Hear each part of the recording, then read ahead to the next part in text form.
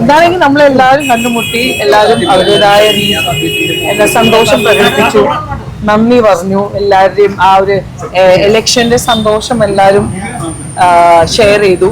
പിന്നെ എല്ലാവർക്കും കുറെ ഐഡിയാസ് ഉണ്ടായിരുന്നു, അതൊക്കെ വന്നു, അത് ചർച്ചകൾ നടന്നു. എന്തൊക്കെയാണ് നമുക്ക് മുന്നോട്ട് കൊണ്ടുപോകാൻ പറ്റുക, തൽക്കാലം ആദ്യത്തെ ഇനീഷ്യൽ ഓരോരോ സ്റ്റേജസ് ആയിട്ട് നമ്മൾ ഓരോരോ പ്ലാൻസ് അങ്ങോട്ടും ഇങ്ങോട്ടും മാറ്റി വെച്ചു.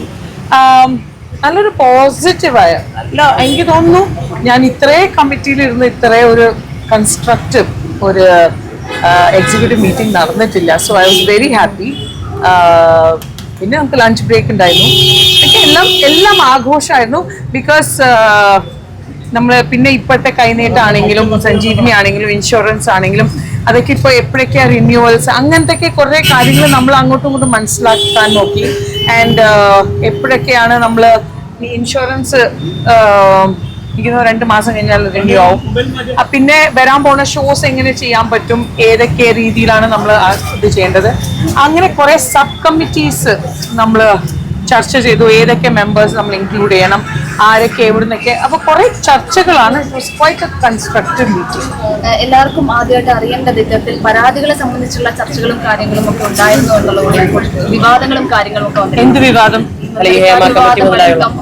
അതിന്റെ ഒരു എൻക്വയറി നമ്മൾ ചെയ്യണം എന്നുള്ള ഒരു തീരുമാനത്തിൽ വന്നിട്ടുണ്ട്. ഇനി അതിന്റെ കമ്മിറ്റി ഏതാണ്, ആരാണ് ഉണ്ടാവുക, അതൊക്കെ ചർച്ച ചെയ്തിട്ട്. ബിക്കോസ് ഇത് ആദ്യത്തെ കമ്മിറ്റി, നമ്മൾ എല്ലാവരും ആദ്യമായിട്ടാണ് ഒഫീഷ്യലി കണ്ടുമുട്ടുന്നത്. അപ്പോൾ ഒബ്വിയസ്ലി നമ്മൾ സീരിയസ് ആയ മാറ്റേഴ്സ് എല്ലാം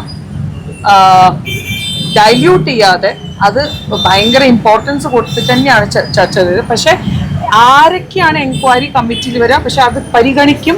അത് നമ്മൾ 100% എടുക്കും. അതിലും എന്തായാലും ഒരു എൻക്വയറി കമ്മിറ്റി 100% അത് വേണമല്ലോ. നമ്മുടെ മെമ്പേഴ്സ് അല്ലേ ഉന്നയിച്ചത്, അപ്പോൾ നമ്മൾ അവർക്ക് വേണ്ടി എന്തായാലും അത് ചെയ്യണം. അത് ഐ തിങ്ക് അതാണല്ലോ നമ്മുടെ ഡ്യൂട്ടി.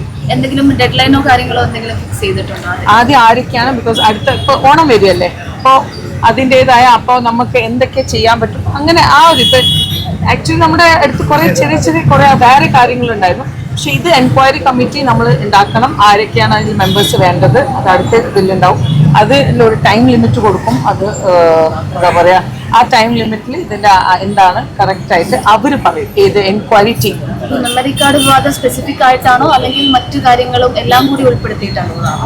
ചക്ര ആദ്യമായിട്ടാ കണ്ടേ അവരെ. നിങ്ങൾ എല്ലാരും മെമ്മറി കാർഡ് മാത്രമായിട്ട് നമ്മൾ 8 മണിക്കൂർ സംസാരിച്ചിട്ടില്ല. അമ്മയിൽ ഈ കംപ്ലൈന്റ് തരുന്നതുമായി ഒരു സുതാര്യത ഇല്ല എന്നുള്ള കാര്യങ്ങൾ കൊണ്ട് തിരിഞ്ഞു പോയവരുണ്ടല്ലോ, സ്ത്രീകളടക്കമുള്ളവര്. അത്തരത്തിലുള്ളവരെ തിരിച്ചുകൊണ്ടുവരുന്നതിനെ പറ്റി എന്തെങ്കിലും ആദ്യത്തെ മീറ്റിംഗിൽ തന്നെ നിങ്ങൾക്ക് അത് അറിയണോ? എന്താണ് നമ്മളിപ്പോ ആദ്യമായിട്ടാണ് കാണുന്നത് ഒഫീഷ്യലി. അതിൽ ഇത്ര സീരിയസ് ആയ മാറ്റേഴ്സ്, അതാണ് ഞാൻ പറഞ്ഞത്. നമ്മളിപ്പോ ഈ 17 മെമ്പേഴ്സിൽ നമുക്ക് സബ് കമ്മിറ്റീസ് എന്തൊക്കെ വേണം. അതിൽ ഒബ്വിയസ്ലി നമുക്ക് ഗ്രീവൻസ് കമ്മിറ്റി ഉണ്ടാവും, ഫൈനാൻസ് കമ്മിറ്റി. ഇപ്പൊ നമ്മുടെ നിലവിൽ നമ്മുടെ ഫൈനാൻസ് ആണ് ഏറ്റവും ഇമ്പോർട്ടൻ്റ് ആയ. ഫൈനാൻസ് ആയിരുന്നു നമ്മുടെ മെയിൻ ചർച്ച. അത്രയേ ഉള്ളൂ. Okay, thank you guys. Thank you for supporting all of us. Thank you. Thank